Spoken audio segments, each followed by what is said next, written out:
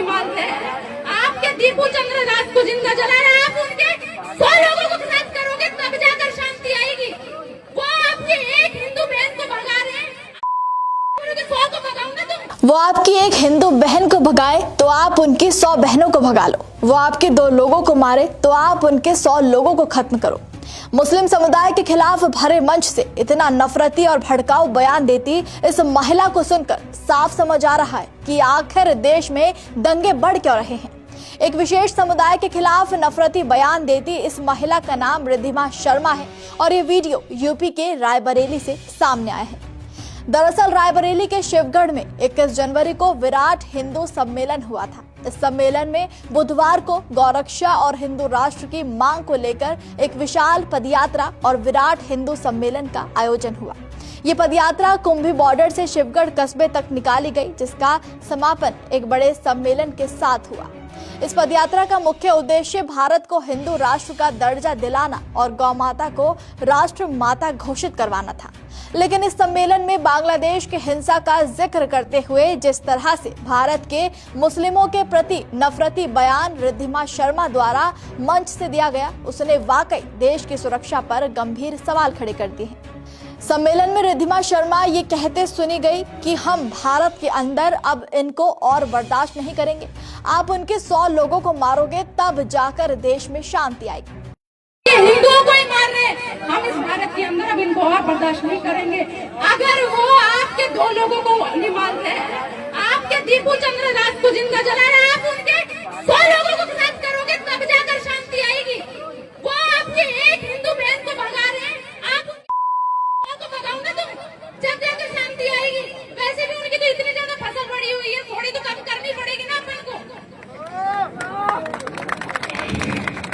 तो मेरी जितनी भी माताएं बहनें, उनसे मेरा एक ही अनुरोध रहेगा कि भाई आप लोग पूरा घर चलाते हैं। आदमी देखो कमाई करके घर लेकर आता है पैसा, लेकिन आप उसको पूरा मैनेज करते हैं। इन मुसलमानों से अगर आप रिद्धिमा शर्मा के इन भड़काऊ बयानों के बाद हिंदू सम्मेलन से लेकर कुछ लोगों की विचारधारा पर गंभीर सवाल उठने लगे हैं। भड़काऊ बयान देने से पूरे सोशल मीडिया पर बवाल मच गया और लोग रायबरेली पुलिस और कानून व्यवस्था पर भी गंभीर सवाल उठाने लगे। यूपी कांग्रेस ने भी इस वीडियो को पोस्ट करते हुए लिखा, रायबरेली के शिवगढ़ में 21 जनवरी को विराट हिंदू सम्मेलन हुआ, लेकिन वहां जो बातें हुई वो सम्मेलन नहीं, खुलेआम नफरत का बाजार था। रिद्धिमा शर्मा ने मंच से जो जहर उगला है उसे भाषण कहना कानून की तौहीन है। बांग्लादेश का हवाला देकर अपने ही देश के नागरिकों के खिलाफ हिंसा भड़काना क्या अब अपराध नहीं रहा? यूपी पुलिस क्या लखनऊ और रायबरेली में कानून की धाराएं बदल दी गई है? जब सरेआम कत्लेआम की बात हो रही है तो गिरफ्तारी में इतनी सुस्ती क्यों? तो वहीं एक और सोशल मीडिया यूजर ने ट्वीट करते हुए लिखा, रायबरेली के शिवगढ़ में 21 जनवरी को हुआ तथाकथित विराट हिंदू सम्मेलन असल में नफरत और हिंसा का खुला मंच था। रिद्धिमा शर्मा का बयान भाषण नहीं, कानून की खुली चुनौती है। बांग्लादेश का हवाला देकर अपने ही देश के नागरिकों के खिलाफ हिंसा भड़काना क्या अब अपराध नहीं रहा?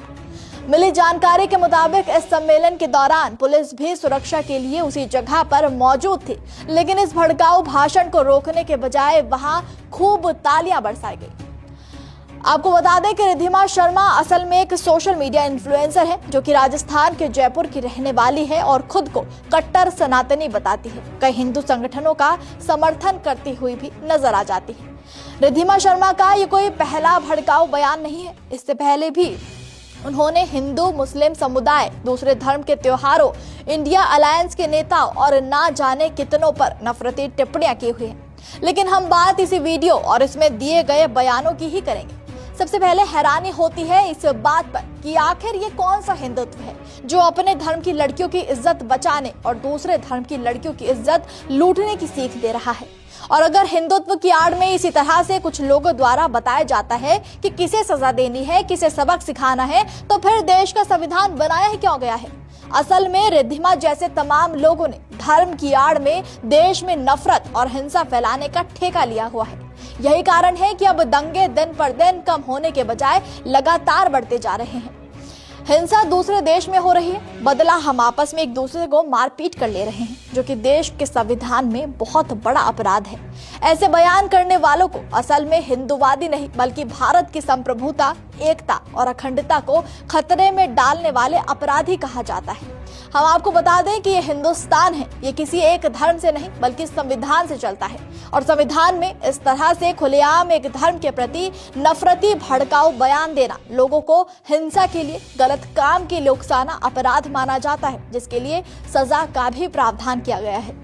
भारत देश एक धर्मनिरपेक्ष देश है। यहाँ सभी लोग धर्म, जाति, त्योहार मिलजुल कर मनाते हैं।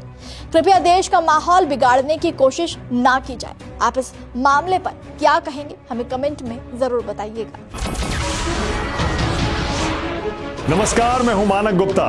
अगर आपको हमारा ये वीडियो पसंद आया हो तो इसे लाइक और शेयर जरूर करें और हाँ, हमें सब्सक्राइब और फॉलो करना ना भूलें ताकि आप देश और दुनिया की कोई खबर मिस ना करें। तो जुड़े रहिए हमारे साथ और देखते रहिए News 24।